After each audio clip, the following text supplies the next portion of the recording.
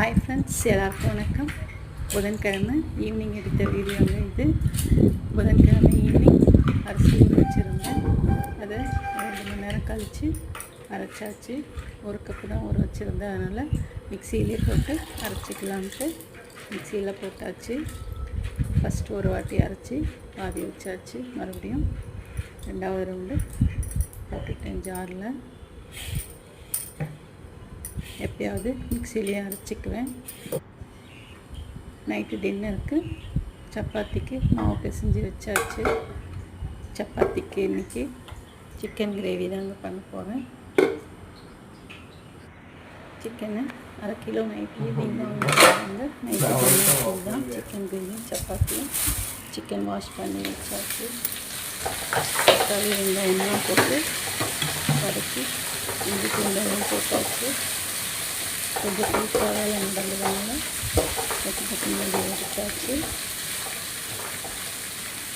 ஒரு வெங்காயம், தக்காளி, பட்டெல்லாம் ஒன்றுலாம் கொஞ்சம் போட்டு மிக்சியில் அரைச்சி வச்சுருந்தேன். அதையும் சேர்த்து சிக்கன் சேர்த்து மிளகாத்தூள், மஞ்சத்தூள் உப்பு சேர்த்து சிக்கனை கொஞ்சம் நேரம் அப்படியே எண்ணெயிலே வதக்கி விட்டாச்சு.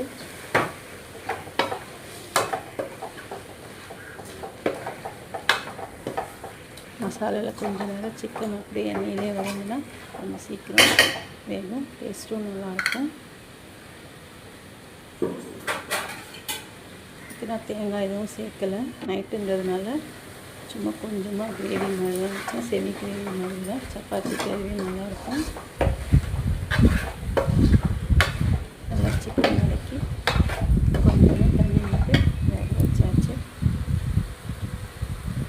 சிக்கன் வதக்கும்போதே கொத்தமல்லியும் சேர்த்து கருவேப்பிலையும் கொத்தமல்லியும் சேர்த்தோம்னா வாசனை நல்லாயிருக்கும். நான் பாதி கொத்தமல்லி சிக்கன் வதக்கும்போது சேர்த்துக்குவேன். மிச்சம் குழம்பு செஞ்சு முடிச்சதுக்கப்புறம் கொத்தமல்லி தூவி இறக்கிடுவேன்.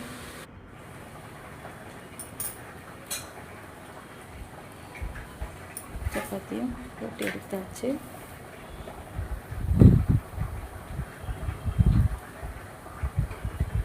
ஒரு சில சப்பாத்தி ரவுண்ட் ஷேப்பில் வராது, ஏதோ அது போக்கில் வரும். சிலது கரெக்டாக வரும். இன்றைக்கி ஒரு 2-3 சப்பாத்தி அப்படி தான் வந்தது. ஃபைனலி டின்னர் ரெடி ஆகிடுச்சு. சப்பாத்தி சிக்கன் கிரேவி இருந்தாங்க இன்றைக்கி எங்கள் வீட்டில்.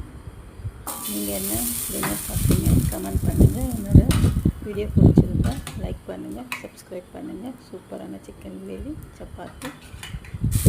ஓகே, பாய்.